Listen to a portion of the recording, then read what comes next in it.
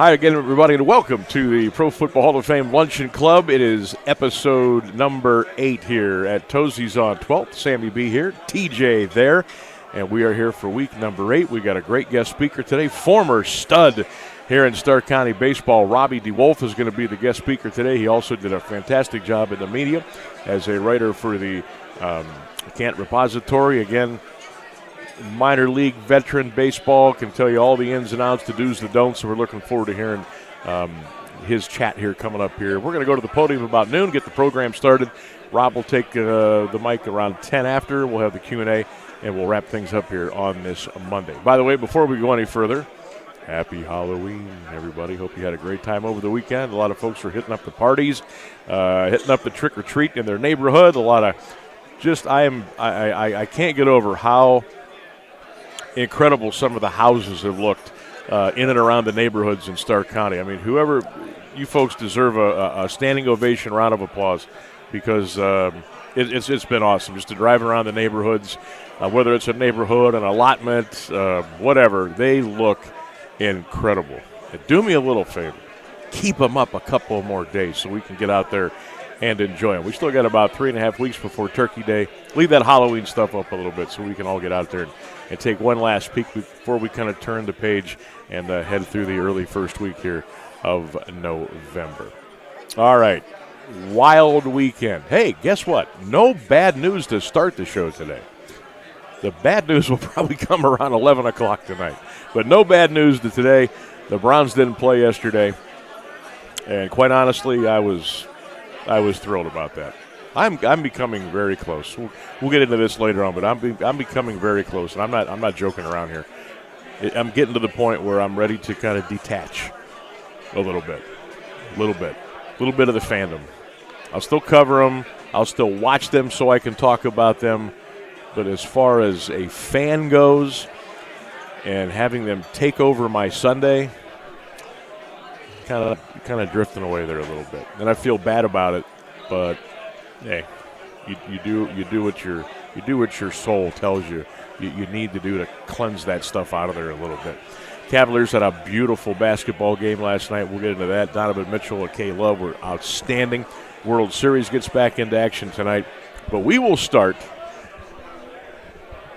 with week number 12 of the high school football season. Week 11 has come to an end, and we've got some Stark County teams that are moving on here to the next round, and we'll get into breaking some of the games down over the weekend and also look ahead to the great matchups that are coming up this weekend. We can tell you right now on the Stark Media YouTube channel, we will have Akron Buchtel and Northwest coming up for you on Friday night from Dr. Martin Smilik Stadium in beautiful Canal Fulton, Ohio.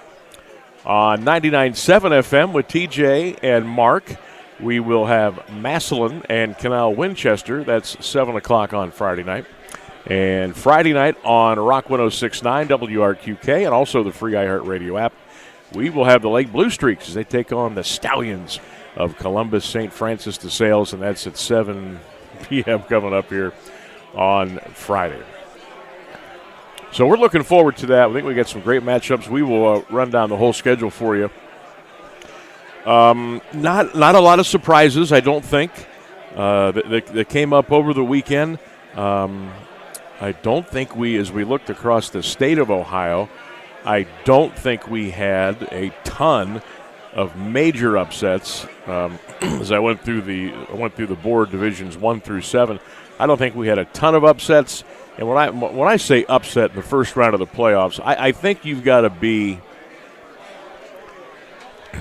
I think you got to be at least. I think you got to be at least an 11 to quantify that as an upset. So like 11 would be to 6, a 12 would be to 5. I don't think a 9 over an 8 is an upset. I really don't think a 10 over a 7 is an upset either. So I don't think there was a ton, but we do have some great matchups to talk about. And congratulations to all our teams for moving on. And that would be Jackson, McKinley, Massillon, Lake, Hoover, West Branch, Canton South, Northwest, Fairless, and Canton Central Catholic. So we've got 1, 2, 3, 4, 5, 6, 7, 8, 9, 10. We got 10 teams left out of our original bunch, and we'll see how they do coming up here this weekend. The Division I matchups, tough ones, man. We got some teams that are going to be putting a little extra petro in the bus this weekend. Jackson will be at Lakewood St. Edwards. Kent McKinley will visit Mentor. Those are Division I. Division II, Canal Winchester at Massillon. Tigers back at home. Lake is home against Columbus DeSales. North Kent Hoover's got a tough trip. They got to go down to Columbus to take on Westerville South. In Division IV, West Branch hosting Struthers. Canton South is on the road. They're going to go down and take on Beaver Local. I think they can get that game. Beaver's a number 2 seed, but I think Canton South can get that game. Northwest is home, the number 5 seed, against the number 13 seed Bookville Griffins. And then Fairless is on the road at Perry, Lake County Perry, and Canton Central Catholic on the road to Mogador to take on the Wildcats on Friday. So that's all the second round action. And again, I just went down our schedule we'll have for you. Friday night, we will have Massillon hosting Winchester on 99.7. Lake Columbus DeSales on Rock 106.9. Both those games also on the free iHeartRadio app, so make sure you go that way. And then our Stark Media YouTube channel game will be Bookville at Northwest. But good luck to all the local teams this weekend. Anything stand out to you, big fella? Round one, usually it's going to be a lot of chalk, and that's what we saw. But did anything surprise you, stand out about even some of the teams that were favored that won, and maybe how they accounted for their business? Got a little sporty over there in Massillon, over there at Washington High School. Yeah, let's start with that. That was interesting to see. The Perry Panthers had some opportunities in that ball game early. They went 3 and out. Looked like it was going to be ugly. First play of the game, 72-yard pass from Slaughter to Ardell Banks, and they were off and running. The Tigers were. Perry then would get they would run a fake punt on their second possession. They got them all the way down into the red zone, came away scoreless, had a penalty that kind of pushed them back to the 25, or check that. They were at the 25. They were going to kick a field goal. They get a penalty on the Tigers. They get 5 extra yards to get into the red zone. They decided to go for it on like a 4th and 1, 4th and 2. Instead of kicking the field goal, they get stopped. Third possession, they got a ton of penalties that helped them get into the red zone by the Tigers. They get stopped again. So Perry was in it there for a second. There were some opportunities before Massillon just put their foots down. And, at the end of the game, it was kind of tough to see some things that happened out there on the field. Just not the way you want to see the game of football played. Stuff that shouldn't happen. And, I think they'll go back and some people will look at the tape and say, I don't know if we want to conduct ourselves in that manner. I'm not going to point any fingers, say what was what, but those that have seen it already know, and it's out there for everybody to view and witness. Yeah. When you're on videotape like that, I always remember going back to when we went up in 2003 and took a trip to Camp Randall, and Robert Reynolds on the bottom of the pile choking Jim Sorgi. And it sounded like a pig, if you've ever heard a squealing pig at the bottom of the pile. Well, at that point, the cameras had gotten a lot better. HD was starting to come around, and, boy, they zoomed right in on that thing. And when video evidence is out there, you can't really hide from anything. Video don't lie. It was interesting to me to see that Canton South went out to a 21-0 lead over Salem. And then, you and I have seen, we know what Jackson Johnson is able to do athletically, and he pulls his team right back into that ball game. That was a heck of a one over there at Breck Buehler Stadium. Some great games all the way around, and the one that really sticks out to me that I'm circling here this week is your Crusaders. They're going to get a chance to get some revenge, maybe a little bit of payback on Mogador after that game last year. And now that we know what we know about Central, they are healthy. Last year in that game, Talkington went out at halftime. The Crusaders were able to take that thing into overtime. Not able to get it done, but I think Central, Coach Linda Smith, they got to like their chances in this ball game a lot better, because it's really nothing that Central hasn't seen thus far this year with the schedule that they play. I think they should be able to go up there and they'll be in it all the way to the end. You would think so. I mean, that is a tough place to play. Don't get anybody wrong there. Don't get that twisted. Mogador's a tough joint to go up to and win. But I just wanted to look at this game from a second-round matchup, and you've got a 7 against a 2. And both teams are really good. Mogador is undefeated. Central has played a brutal schedule, as they usually do. They've been able to come through it for the most part unscathed as far as injuries. I mean, everybody's bumped and bruised now. And they've had some kids, they've lost a kid or two, I think, throughout the season.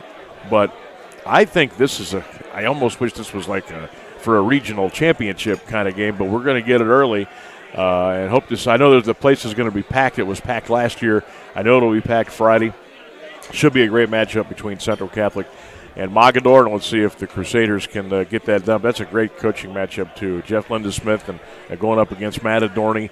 I think that's just going to be – and if you've never been to Mogador on a football Friday night, man, not many places more special to go catch a football game than Mogador, Ohio. They do it right, and, again, the setting is incredible. The weather, again, we have been just blessed. I know I take my shots at Mother Nature throughout the year, and I got a feeling that'll be coming up in December, January, February. But it has been beautiful the last couple of weekends, and we're looking at 71, 72, a low of 59 or so on Friday. So if you can get out to a high school football game this weekend, by all means, if you got the means to do so, do it. Go support the kids. Go support the team. Go support your school. Put your school colors on and get out there and make some noise for them because they're at this time of the year. It kind of becomes a grind, okay? This is the 12th week of the regular season. Throw in a couple of scrimmages, throw in the two-a-days, throw in the form running, throw in the running, throw in the lifting, throw in the, all the other workouts that go on all year round. This is where the kids they need a little boost. So if you can get out there and support them, that would be greatly appreciated, I'm sure, by everybody. And it doesn't hurt to have to look up in your stands and see a full house, maybe when things are getting a little bit dire for you. And you can go out there and get a little energy off of that, draw a little bit from that, and go out there and take care of your business. So should be some great games coming up this weekend. Our D1 teams probably have the tallest task. Number one, they're on the road. That really irritates me, that there's a lot of people out there that are like, oh, it's a horrible matchup for Jackson to go have to play St. Ed's. They're going to get crushed, this and that. Okay, we all know what type of powerhouse St. Ed's is. Mm-hmm. They're defending Division I state champions. Okay, why would you want to wait? Let's hold court right now. Let's go and play the big dog. Why? You're going to have to play him eventually anyways. So for people to say that, I get it. It's tough. You got to go up there. McKinley's going to have to go up and play Mentor. We know that Mentor is not really the Mentor that they have been over the past few years. But, I love the people that they want to get on our social media platforms and engage and talk because we put a lot of graphics out there. We do a lot of different coverage on different athletic events. But to sit here and just say that they've got no chance, well, there's a reason that you line up and play the game. Maybe St. Ed's comes out and has fumbleitis. Maybe there's some interceptions early in the game. Maybe Jackson is able to benefit from some penalties or something. You never know how it's going to shake out. Don't ever rule anybody out. Yeah, you just can't do that. And so let's play the big dog right now. Let's just let the chips fall where they may. If you do knock them off, now your path becomes a little easier.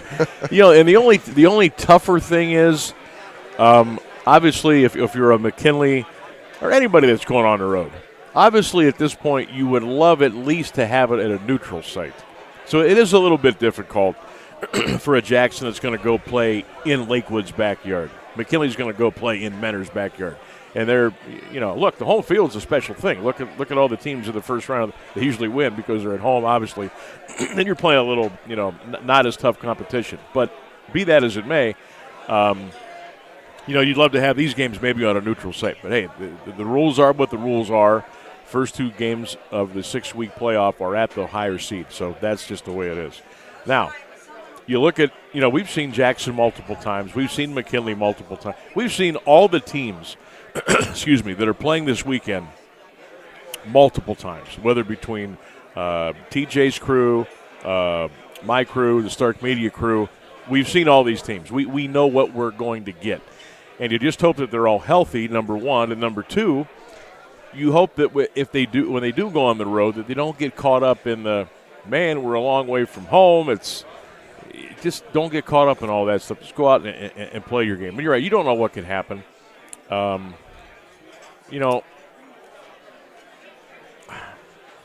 seen crazier. You've seen crazier things over your years, haven't you? Yeah, I mean, yes, the odds are stacked. They Yep. are. Let's not, they're stacked. But you still got to go out and play. Things can still happen. Maybe you get some elements from the weather. We're getting to that point of the year. Slippery conditions. You never know. You never know. And look, sometimes when you get that us against the, which I think is overplayed a little bit, but when you get everybody in that bunker together and you think, you know what, man, we got 48 minutes. Let's just go to the wall and leave it out there. Because if you don't leave it out there, there ain't going to be a week 13 anyway. Yeah. So you might as well go out there, leave it out on the field, and may the best team win. Underdogs, unite. Let's go. Yep. Get after it. I know one thing about the Jackson Polar Bears. They've continuously gotten better as the season's gone along. They rode the roller coaster, and they were able to withstand a battle against Berea Mid-Park this past week. Berea Mid-Park does some things through the air, and so I think they're built to stop up front. Colton Arnold and those guys, Jaden Mauser, those guys playing better football up front. It's one of those things. Let the chips out there, let them fall how they may, and play your best football and hope that you get some things to bounce your way. Just go play. It sounds simple, but just go up there and play. Division II, Massillon, Canal, Winchester. Tigers there, I think a decided favorite, and they're not going to have a letdown. Coach Moore's not going to allow that. And I'm not saying anything. I'm not dissing Canal Winchester, but I think Massillon is the better team. And I know we're doing a complete turnaround. Well, you just said a couple minutes ago. Well, I think Massillon's got a good chance of moving on here. Lake DeSales, to me, and people are going to get caught up in the record of DeSales. Don't look at that record. No. Don't do that. I've been through that school. I've been through the hallways. There's a lot of trophies down there, and not just football. That's a great sports school in Columbus. Now, this is not the DeSales juggernaut of the past. When they were running 140 kids out there, okay, and they had depth at every position times 4. It's not that. It's not that what it used to be. But this is still a really good football program. They've got great tradition. And I'm kind of, because I think Lake gets up for this. Like, okay, week 1's out of the way. They had a little scare against Dublin, but I think the bell was rung a little bit. Now everybody's awake, and I think Dan DeGeorge is going to have this team ready to go. And plus the fact that it is at home, DeSales got to make the 2-hour bus ride. But I still think this is going to be a very intriguing game. I do. It will, and we know that Lake – defensively, things they're able to do, they're bigger, they're stronger, they're healthy up front on the offensive side of the ball with Solberger. If they can run it effectively and use Will Butler the right way within that system, man, there's some really good, talented players on that Lake Blue Streaks team. They're going to have to bring it all together.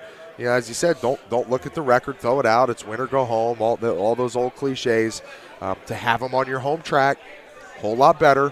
Yep. And then let's not forget the shadow looming over the Massillon Tigers here as Nate Moore looks to become the all-time winningest coach, surpassing Paul Brown.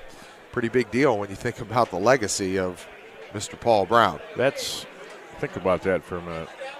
And you're going to be on hand. Yep. You're going to preside over it. Think about, just think when you hear the word Paul Brown, all the thoughts and the memories and the records and the assistant coaches and the coaching tree and the players and the games, and think about all that. And Coach Nate Moore is on the precipice of getting up on that mantle and reigning supreme. Think about that.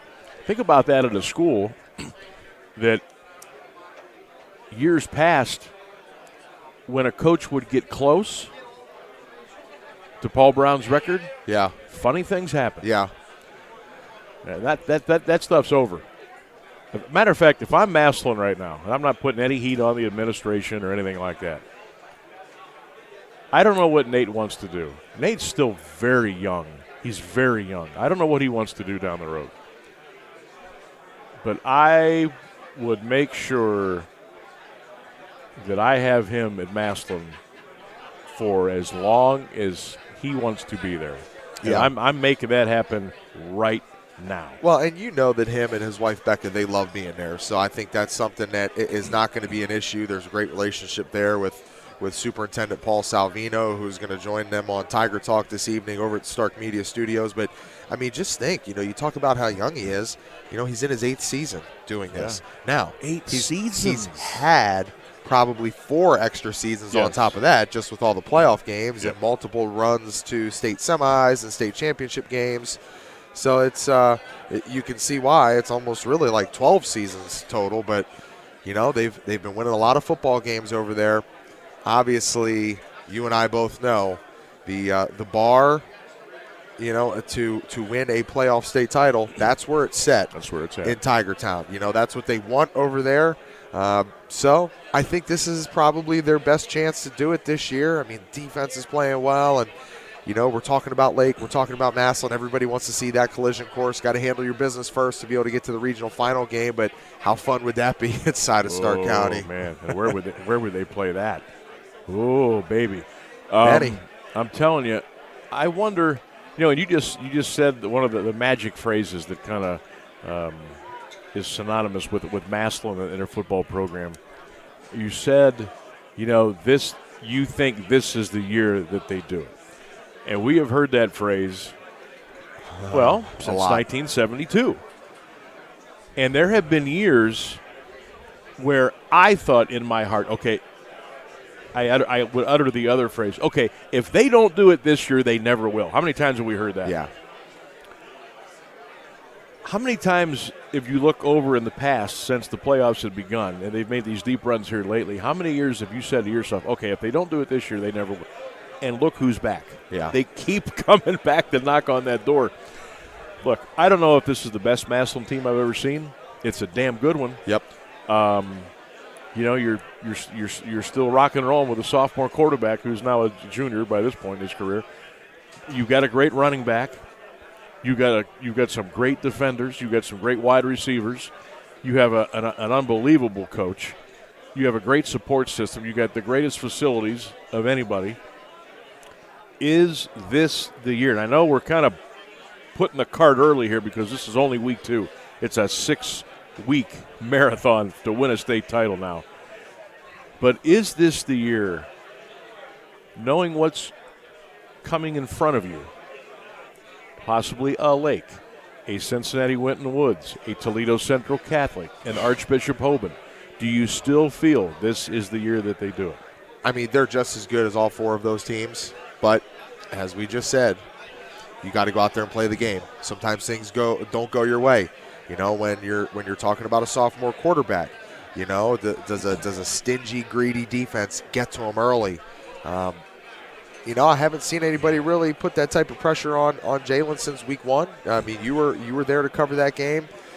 It's a different monster going against one of the best in Division I, and even though St. Ed's was able to beat up on Moeller took out Massillon takes out Ed's. It's a funny season how it all shakes out. Moeller. But I think you can probably say the number 6 probably since the mid '80s. There's probably been 6 legit shots for Massillon to bring home a state championship, yep. Whether they were in the championship game or they were in the state semis, maybe favored, maybe lost, but 6 legit shots for them to be able to bring home that hardware. And with this one coming up, we'll see if they're able to get it done. So good luck to the Tigers and Coach Nate Moore against Canal Winchester. Again, you can catch that game on 99.7 FM and the free iHeartRadio app Friday night from PBTS. Staying in Division II, Hoover will go down to Columbus to take on Westerville South. I think the Vikings have had a tremendous season. They've almost kind of gone under the radar a little bit. I think what Durland has done and Ashby has done, and I've said it on our preview show last weekend that we did at the Pro Football Hall of Fame. Another one coming this week, by the way, so get ready for that. I think the job that Coach Baum has done has really gone under the radar. And, guys on the line like Zarco and some, I think Hoover can go down there and play with Westerville South. Yeah. I don't think they can get behind by multiple touchdowns early. But if they can just counter-punch, and hang in there till the fourth quarter and not get caught up in all the – look, Westerville's got a lot of speed. They like to make you play in a hurry. They want to get you on tempo. They are physical. But I think Hoover can, if they just hang in there, just absorb the punch, I think they got a shot. I do. You know, the key word, which we talk about at this time of the season, is peaking. Mm-hmm. And I think Hoover is peaking at the right time. So that's a good thing. Defensively, yeah, they're playing really good football. I know that Luke Roach is back. You know, he was banged up against Jackson, so he comes back last week, gets into the deal. I think he had over 150, 160 yards. But they know that they have another guy that can roll in there and still get the job done. And Cooper Westfall, O-line's playing well. Big boys up front getting it done. Coach Baum, I know they got to be excited. So, yeah, it was interesting, too. You talk about Westerville South. Last time we got a chance to see them, they were taking on the Massillon Tigers. And I kind of had my eyeball on that Ohio State-Penn State game this week, man, because Caden Saunders from Westerville South is playing for them. And, boy, you talk about getting a little nerve-wracking there. That was one of the Buckeyes.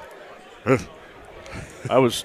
came to life at the right time. I was in the midst of calling the Mount Union 59-0 beatdown of Otterbein down in Westerville, and I had the old cell phone sitting up on its side with the feed from Fox, and I thought, oh boy, this is getting a little tight here. Let's get a little tight up there in Happy Valley, and then Ohio State made some great defensive plays, and. How about JT? Ryan Day finally opened up the offense in the fourth quarter and got it done. How about JT? Have you seen a defensive performance like that? No. He was a one-man crew at the end. He was. Yeah. I mean, I was like, whoa. I think he touched every statistical category for a defensive player. Sack, TFL, tackle, pick, interception, fumble recovery, forced fumble. I mean, he was all over the field. They needed him. Why couldn't Ohio State run the ball? And what's up with Mayan Williams? You hurt again. Yeah, you know, it's the Big Ten. It's a grinder. Although we ran through Iowa, we literally didn't run the ball effectively against Iowa. We know that Trev's been a little bit banged up. Mayan now is a little bit banged up. Now you're kind of looking at a guy like Dallin Hayden because Evan Pryor got banged up in preseason. So depth always has to be a concern at the running back position when you're talking about Big Ten football because it's different than SEC football. I don't care what anybody says. Down in the SEC, it seems like they want to pass the ball first before they establish the run. In the Big Ten, we want to establish the run first before we get to the pass. So, you know, you're relying more on C.J. Stroud. Thank you for the snacks. Appreciate that. You're relying more on C.J. Stroud, but you can rely on a guy that's a potential Heisman Trophy candidate. Yep. But, you know, I will always tell people, and a lot of people say after the game on Saturday that by far Happy Valley is the toughest place in the country to play. Well, to me, it's after the horseshoe.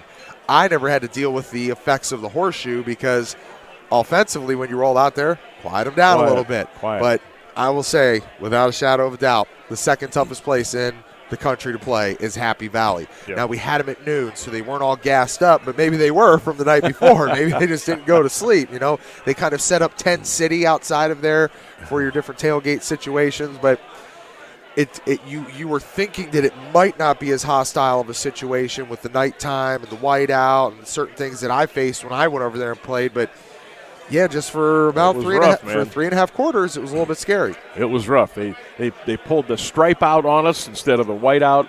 You know, and for the first time in a long time in Happy Valley, we didn't have to deal with rain.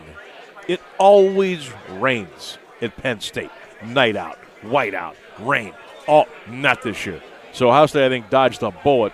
And the good news is before the maize and blue come in, you got Maryland, I think you got Northwestern, and I think you got another, maybe Illinois, maybe I'm not sure the next three, but I think it's 3 weeks where Ohio State can kind of refocus, get healthy. You'll probably be able to, and again, we still haven't seen Jackson Smith and Jigba yet. Is he done for the year? I don't think so, but I'm not 100% sure. But I would imagine. Because he came back in for a little bit 2 weeks after he had gotten injured, and then he disappeared again. Yeah.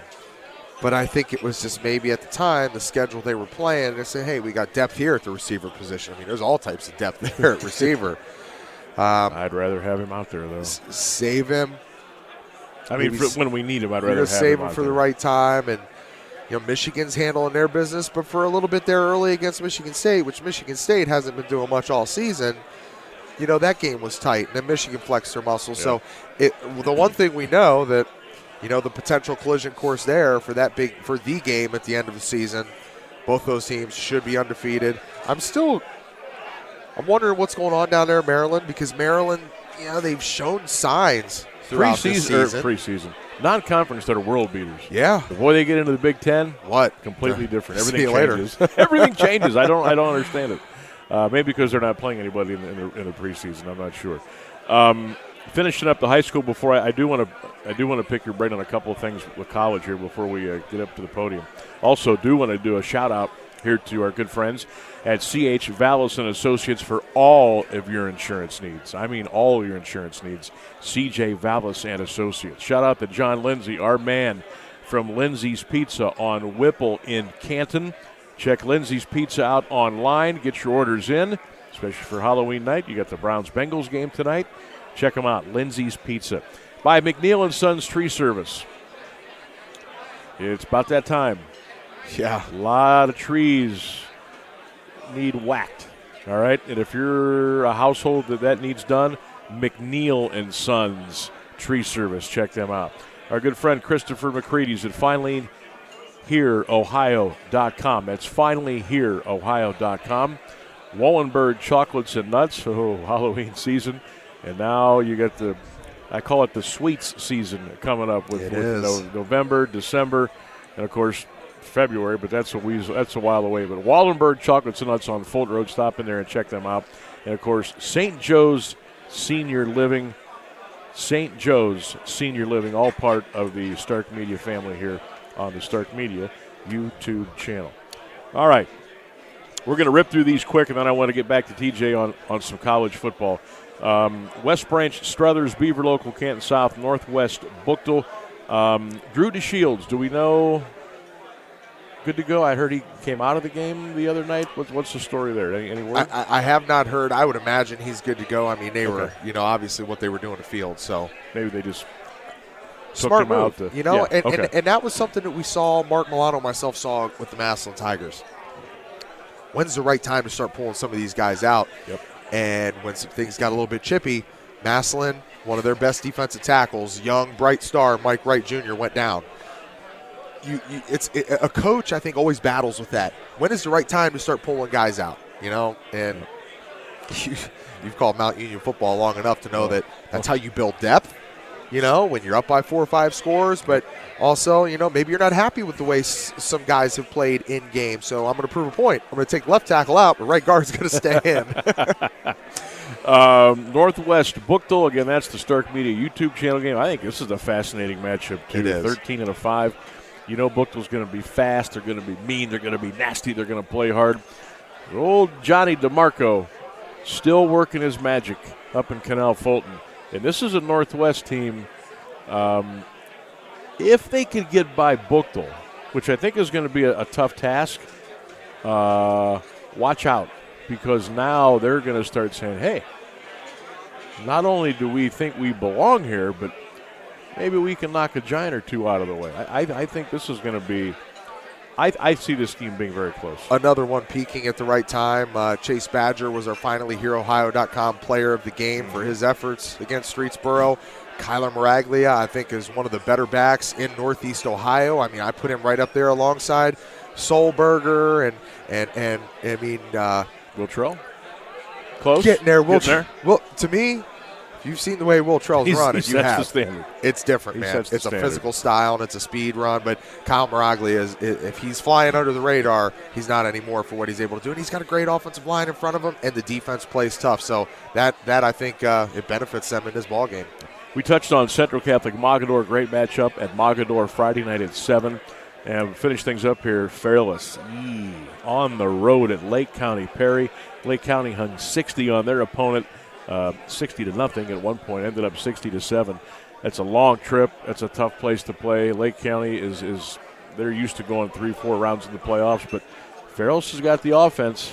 Again, this is another scoreboard operator alert game. I think the light bulbs are going to be flashing on Friday. Now, was that Northwest that went up there and lost to Perry last year in the playoffs? I think they had was to take. Was it Northwest or was it like? Drawing a blank on who. Somebody locally had to go up there and play them, and it's tough. Fits, yeah. It's tough, you know. And Perry's a great. They play some great football up there. Excited to see what A.J. Sarball, after he just set the all-time wins record in just his young career there. It shows you the turnover they've had at Fairless. I think he set the mark at 31. 31 wins. Congratulations, so, Dave. Yeah, A.J. Sarball, big supporter of us here at Stark Media, has let us in on a lot of different things. So we're pulling for him, and we'll have some graphics that we'll shoot up here on our social media sites that you'll be able to check out all of those playoff matchups. We'll have some other stuff coming out this week. We got some different things that we're going to be shooting out, too, on some different girls stuff, some guys stuff, some cross country, some volleyball. So shout out to all those other student athletes getting it done. We'll continue to highlight them. The Marlington girls just wrapped up another district championship for the volleyball team, doing some good things there. So ton of great athletes in this area. We've always known that, Sam, and that's kind of the whole deal and premise of why we're doing what we're doing. That's right. So be on the lookout for that. Also, we're going to be, I believe, going back to the Pro Football Hall of Fame this Wednesday to shoot another Stark Media High School football preview show. That'll be coming up for you, so we had almost 1,000 views of our last show. I think we're going to do better than that this week. So be on the lookout for that on Wednesday evening, early evening on the Stark Media YouTube channel. Our high school football preview from the Pro Football Hall of Fame here on the Stark Media channel. Also, we just mentioned some of our sponsors and the good folks at FinallyHearOhio.com, St. Joe's Living, Vallis and Associates, Lindsay's, McNeil and Sons, Wallenberg Chocolates, FinallyHearOhio.com, and some others that have been with us. If you want to become a part of the Stark Media family and you want to get involved with us, we can help you get your business rolling. By all means, reach out to us anytime via Stark Media on the platforms, or we will get right back to you. All right, Rob DeWolf is our featured speaker today, but now it's time to go to the podium and get it rolling in Week 8 of the Luncheon Club. All right, we're back here at Tozzis on 12th on the Stark Media YouTube channel. Sam Bourquin and TJ Downing. We've just wrapped up edition number 8 here at Tozzis. We've got 27 more to go, and great job today by Robbie DeWolf. I haven't seen Rob in years. That was really good, man. His stories. Yeah, great phenomenal stories. And I was just talking to Dave Ewing, who stopped by, who is working his craft at Liberty Ford nowadays. And I know Liberty is on board here with the Pro Football Hall of Fame Luncheon Club as one of their presenting sponsors. And I said, hey, I could have hung in here for another half hour or so listening to stories, because I know Rob just kind of scratched the surface with some of those, but God, I'm sitting here like I started getting a cold spell when he's up there talking about facing Randy Johnson in the rain and it's 40 degrees to try to make the U.S. Olympic team. I'm thinking, holy crap, that is very tough. That is very tough, but some great stories, and it just goes to show you, it is so hard to get to the major leagues. It's so hard.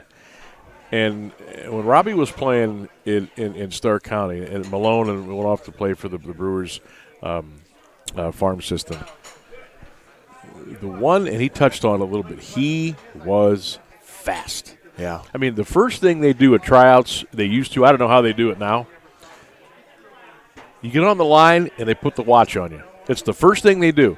And they used to weed people out. If you didn't run a sub whatever, you're out. You're gone. They never even watched you throw, watched you bat, take a route to it. If you couldn't run a certain speed, you were gone. But that's one thing he had, man. He could fly. It's like the opener to Major League. He could. Willie Mays Hayes getting out there a little bit late. Right. He could absolutely fly. So. Got time to jump on for a second? Oh, okay, yeah. What am I doing? Here you go. Just pop over here. We do things on the fly here. Okay. Well, I was just telling TJ, and we kind of reiterated your Randy Johnson story real quick. And I said, I don't know how the tryouts are nowadays, but, my dad used to tell me, because I sure as heck never made it to a tryout. He said the first thing you did when you lined up at camp is they got the stopwatch out and said, go run. Mm-hmm. And a lot of guys, if you didn't run what they wanted you to run, They never looked at you. Did not matter what else you did. No, didn't matter how you hit, how you run, how you threw. If you didn't run a certain speed, you were out. Yep. And you could fly. You had wheels, and I know that was a great part of your game. But gosh, looking back at your journey, and I know it didn't end where you wanted it to. I mean, look, all the stories that are still probably in your pocket that we didn't get to hear today. Yeah. What a run you had, Rob. What a run. Yeah, it was. And like I said, it's what I wanted to do, and I don't know that I believe this as much now, but at the time, I was 26 when I decided I was going to quit playing pro ball because I've been dating Jamie, and it's like I wanted to start my career in journalism. I had a lot of other things I wanted to do, and I honestly believed at the time I could probably keep playing for 3 or 4 or 5 more years and probably make it to the big leagues for a cup of coffee. Now as I look back, I'm not quite sure that was real. I don't know that I would have, but that's what I thought at the time. But I also weighed, it's more important for me to get on with my life, and like spending 2 weeks at the end of the season up in the big leagues really wasn't worth it, And so it was easy to walk away because I had other things that I wanted to accomplish and everything. But it was a great run. But I will tell you this, it's really a grind. Like after that 6th season, I was telling I saw Dr. Peter Ferguson here, and he sponsored the A-League team that I played with for a couple of seasons. And I said, I tell people this, and I don't think they believe it, but there were times at the end of that last season where I was just worn down, my body was hurting, and I was just thinking, I just long for the days when I can get back to Canton and I can play in the A-League with my friends, and I'm playing because I really love the game and I love the guys I'm playing with, and I'm playing in my hometown. And I did that when I came home, So pro ball was great, but I think every player reaches a point where whether you achieve your goals or not, you're ready to walk away. Yeah. So it sounds like you haven't really had to wrestle much with that. You knew what you wanted to do. You made that decision. Because I'm sitting there going, wow, 26, that's when. Ooh, I mean, nowadays 26 is when guys sometimes kind of hit their peak or whatever. But but you knew what direction you wanted to go, and obviously you want to do what you want to do, and you made the right decision, obviously. And some of the memories are coming back to me now. My dad used to take me down to Cook Park, and when I was 7, 8 years old, and I would go down and watch. You mentioned the Dr. Pepper jersey. I got a great chuckle out of that, and I remember all the guys on that team. They're a great team. My gosh. And it wasn't even my jersey. It was Scott Thompson's, who was the coach at Malone. And I held on to that jersey for every time I'd see him, he was like, hey, I need that jersey back. Right. And I'm just thinking about all the guys I used to watch down there playing. The characters like Boot, and then you had Billy Morgan and Timmy Miser and guys like that. And it was such a part of the city. It was, and the crowds were – people aren't going to believe this, but – it was the place to be. And some of those championship Ewing series Chevrolet against Dr. Pepper or Cook, are you kidding me? There'd be like 300 or 400 people there. And people were bringing signs, and they're sitting behind the backstop, and I'm like, this is insane. Yeah. But so I always enjoyed those, watching you guys go out there and play. And didn't matter when, what time it was. We were down there behind the backstop, and we were watching. And just the sport of baseball. And you mentioned how it has changed, and gosh, the technology and the quick turnaround. Guys are watching on iPads in the dugout and things. If that would have been like that when you were playing, how would you have taken that all in, and how much do you think that would have helped? Or was you more of hey, I'm an instinct guy, I'm a student of the game? You mentioned that many times. You read up on managers and players and things. How would you have handled that? I think it's a hard question to answer because I didn't grow up with that being like the norm. So I think the guys now who are coming up, and it's happening at the college level, so they're getting that kind of feedback. It's just as much of their game and their preparation as the stuff that I did was part of mine. So I'm sure I would have adapted fine with it. It seems so foreign to me now because I never had to do it, and I was just never a guy who Coach Starcher always had a saying, paralysis by analysis. It's like the more you think about when you're in the dugout or when you're in the batter's box, or whatever, the more you think about, the more likely you are just to freeze up and fail because you're thinking about too much stuff. And it's not like these guys go up thinking about a guy's spin rate and that, but they're just, it's a teaching tool that I think if you're used to it and you grow up with it, you'd be fine with it. I just know looking back it would have been tough for me, but if I was in that situation, probably not. I got to ask you, you mentioned the late, great Bob Starcher, and I got to ask you, where did Coach Starcher close the deal with you? Oh, did you go to Parasan's for lunch? That's where he took me and Brian Beck for a recruiting tool. He was going for the big swing at Parasan's on Route 62. Where did he close the deal with you? So there was no deal to be closed because I'd actually forgotten this. We had a class reunion this past summer, and someone brought the final issue of our senior year of our school paper. Okay. And it had everybody in there and where they were going to school. And it's like, I can't believe it said this. I don't know if I was serious when I filled out that form. It said I was going to the University of Akron, like that I said I was going to Akron. And I was probably thinking, well, I'll just go out there and walk on, because I thought I would walk on at Bowling Green. I mean, I had like no interest in from college coaches. Mm-hmm. The only reason Coach ever saw me was he came to one of our games at Jackson to scout one of our pitchers, Carl Smead, who was a left-handed pitcher who ended up going to Malone. And Coach was at that game. I hit a ball in the left center field gap, which probably should have been a double, and I got a triple out of it. And he told me later, he said, I'm sitting there and I'm watching this kid round the bases. And like you said, first thing scouts look for, speed. Yep. And so he said, this is a guy that I need to pursue. And I think within this was really late my senior year. Like, think about how early, not athletes, but just kids decide where they're going to school. And it didn't take much. Like, he could have got me a box lunch from the Malone cafeteria, and I'd probably been like, yes, you have me, So he didn't have to work very hard because there were not a lot of suitors. Wow, that's an amazing story. I would have never have dreamt that. Yeah. So as you kind of come full circle here, and I always enjoyed your work at the Rep. I thought you did a great job with that. And what did you enjoy most about that? You decided, okay, I'm done being on the field. I still want to be around sports. I want to write. I want to give people information. How did you like that? Because I thought you were really good at it. Yeah, you kind of summed it up. And I taught a journalism class at Malone when I was working at the repository, and it was a sports writing class. And the first thing that I said to the students, I asked, how many of you like sports? And everybody puts up their hand. And I said, how many of you love to write? Maybe like a third of the people put up their hand. I said, you who do not have your hands up, you need to leave, because working as a sports writer, love of sports isn't going to do it. You have to love to write. And I did. I just liked writing, and I thought I was pretty good at it, and I liked sports. And it was it was such a great experience for me because, like I said, like when I was speaking, like I'm a Stark County guy, and I realized when I came back and started that point in my life, I realized how special Stark County was.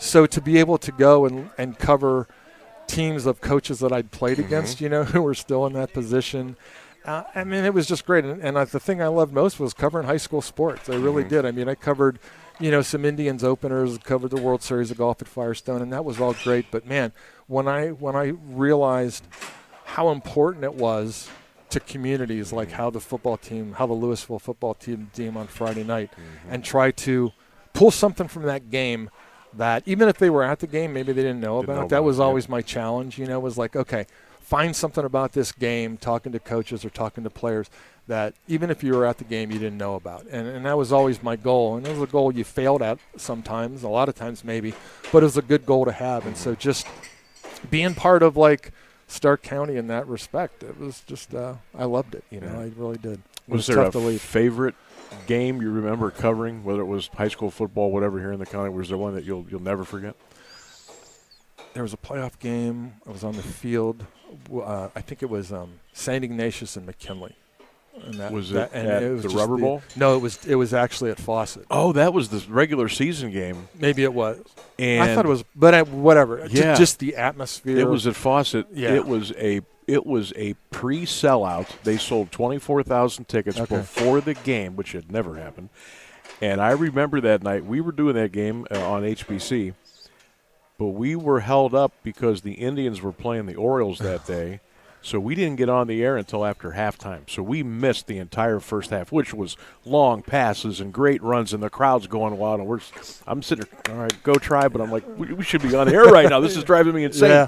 But I remember that game. That was phenomenal. Yeah, that was phenomenal. And to be honest, game. I don't remember a lot about the game. I remember being down in the field, which I didn't always do. I went with Rich DeRosiers, who's at the Hall of Fame down. Yep. And he said, hey, let's go down in the field. And we were down in the field for like an hour before the game, and just slowly seeing the stands fill up, slowly seeing the atmosphere build, hearing the players jawing back and forth a little bit, seeing the coaches, how tense everybody was.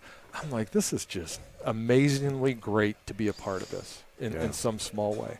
35-32, McKinley won that game. It was a heck of a night. Yeah. So for folks that have not kind of caught up with you lately or seen or heard you, what's Rob DeWolf up to now? So my wife and I, we live in Westerville. I worked at the Dispatch up until 2016. I was the online sports editor. Okay. And took a buyout, kind of saw the writing on the wall as what newspapers are like. And so I'm doing a lot of freelance editing and some writing, some website work, just basically, doing as much work as I want. We have a daughter who she runs track in college, so the last 3 years have been fun watching her.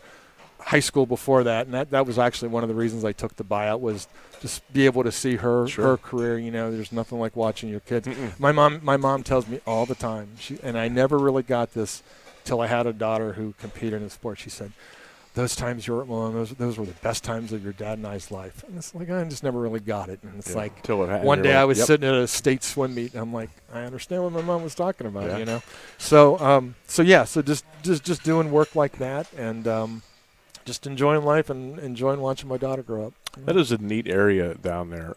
I was just down there Saturday, calling Mount Union and Otterbein. Okay, yeah. We live probably 10 minutes from Otterbein. Oh my gosh! Yeah. And it's a cool little. We drove through campus to get back to the stadium, and it's such a cool area down there, and that's awesome. Well, it's great to catch up with you. You too. Enjoyed. You too. I didn't get to watch you a lot, but I got to watch enough to know that I thought, wow, that guy's a pretty damn good baseball player.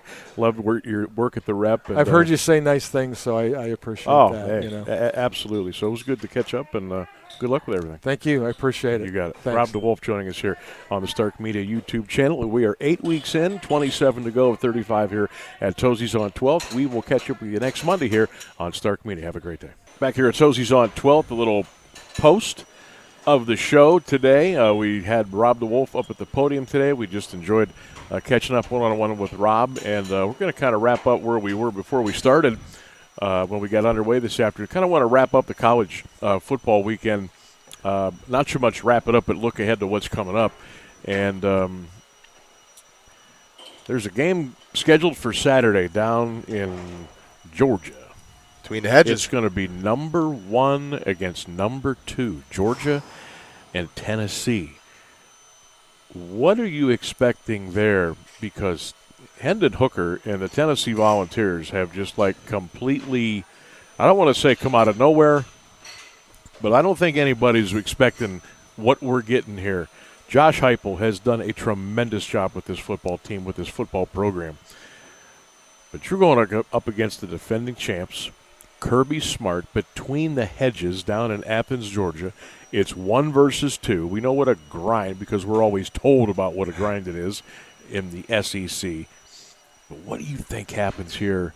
And what are the ramifications? Because I think tomorrow night the first playoff poll comes out. Yep. The rankings 1 through whatever they do, 1 through 12, 1 through 16. What do you think happens down in Georgia on Saturday? What do you expect? Well, the one thing I know is that it seems that most people will say that the weak spot for Tennessee is their defense. Going against Kentucky, they give up 6 points. Kentucky kind of hit the radar a little bit. Yeah, I was shocked. What was that, ended up 44-6 or something? Yeah. I thought Kentucky would give them more. Maybe Tennessee's now similar maybe to what you said earlier about Maryland with the out-of-conference stuff. Kentucky kind of looked like that as the season started. Yeah. But if you're a school like Kentucky, when you get into the SEC grinder and you're going to have to face the big boys, things can change a little bit, But for Tennessee, I think they came in battle ready this year. Hendon Hooker is as solid of a quarterback around the country as you're going to find.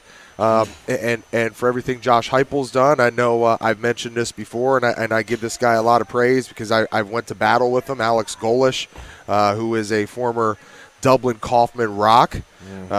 Was GA for us down there, quality control assistant at Ohio State under Coach Tressel, just getting his feet wet. And then he kind of did the tour, Sam, you've seen it before with trying to climb the totem pole, as coaches say. And A lot of people will tell you that even at the NFL level and at college football, it's kind of a fraternity. So if your boy gets a job somewhere, typically he's going to say, hey, come roll with me. You're coming with me. Coach Trust did the same thing. He brought on Jim Bowman. He brought on Haycock. He brought on D'Antonio, all these guys that were at Youngstown State with him. Brought down guys like Todd Murgatroyd. For me, Heupel has put together a great staff. Alex Golish is now his offensive coordinator and tight end coach. They're dialing it up, man. They're putting up points. But what's the defense going to bring to the table? Yep. Because it's to go out there and slow down Stetson, who's a as you said, national championship winning quarterback. He's a veteran, and he's got him at home. You can never downplay the fact, as we talked about on the earlier segment, how tough it is to go play at Happy Valley for the Ohio State Buckeyes. And I guess looking back at the record here over the last decade, we've had some solid success against Penn State. But you look back into the early parts of the 2000s and the mid-2000s where I was a part of those teams, and we went over there in 2005 and we lost. You know, it's never easy to go on the road. And when you go into a hostile environment that you know is going to be loud, Georgia and Florida just played this past weekend, right? They just played, yep, and it was no contest. What do they call that? It's like the world's largest cocktail party? They used to call it the world's largest cocktail party, and it was always been played in Jacksonville. It's been a neutral site game. Now, there's talk that they may go home and home beginning in 2024 or 5, but that hasn't been finalized yet. But, yeah, not PC to call it the world's largest cocktail party anymore, so they call it whatever they call it. But so – yeah, they're coming off of I know Florida gave them a game for a while, but you talk about home field advantage, Georgia, between the hedges. Georgia? This is like playing in Harding Stadium in Steubenville. There is no room between the first row of the seats and the sidelines. I mean, they are on top of you. So, look here, 8-0 versus 8-0. The opening line is Georgia -9. And the folks in Vegas, who know more than all of us, they're expecting a lot of points. The total is at 66 right now. So just to give you a little gauge where the experts think this thing might go.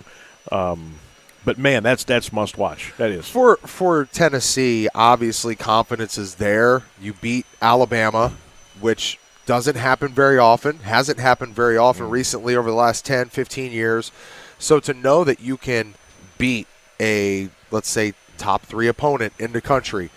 But, man, the eyes of the college football world are going to be on it when you talk about 1-2 matchups. And, you know, to me, that puts even more of a premium on what could come down the line here for the game between Ohio State and Michigan. Oh, yeah. So everybody's going to watch that. Everybody, Buckeye Nation, Wolverine Country, everybody's going to be looking at what happens in this ball game. Again, selfishly, homerishly, for my boy Alex Golish, I want to see Tennessee win this game. I've been a big Tennessee fan going back to when I was in high school. You know, I always loved two things I always loved. I love the Texas Longhorns because of their burnt orange, and I love Tennessee because of Rocky Top and their orange colors. I love the end zone. I thought that was so cool. And Philip Fulmer was the only SEC coach to recruit me. Everybody, I mean, I got a letter one time from Missouri saying, sorry, we don't want to offer you a scholarship because we don't think you're good enough. But would you like to come down as a preferred walk-on? And I'm thinking, okay, dude, I got like 30 other ones somewhere else, you know. But Tennessee was on me hard, and I always liked that program. And you know, following T. Martin and following Peyton and everything that went on there with those guys, great talent coming out through the mid to late 90s. I'm pulling for the Volunteers. Talked about it before. It's good for the SEC for somebody else to be in the fold. It was great that Georgia was able to win the national title. It was great to see Alabama take a lump, take their stroke because they've been on top for so long. So for college football, to see Tennessee win, that's a good thing. I think it's a good thing, too. Tennessee is no joke outside of football. They got a tremendous basketball program.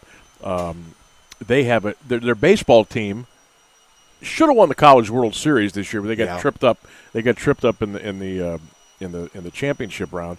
Their softball team is incredible. Obviously, their football, that's a great place down there in Knoxville, and they got great support. And obviously, the money is funneling real good right about now there.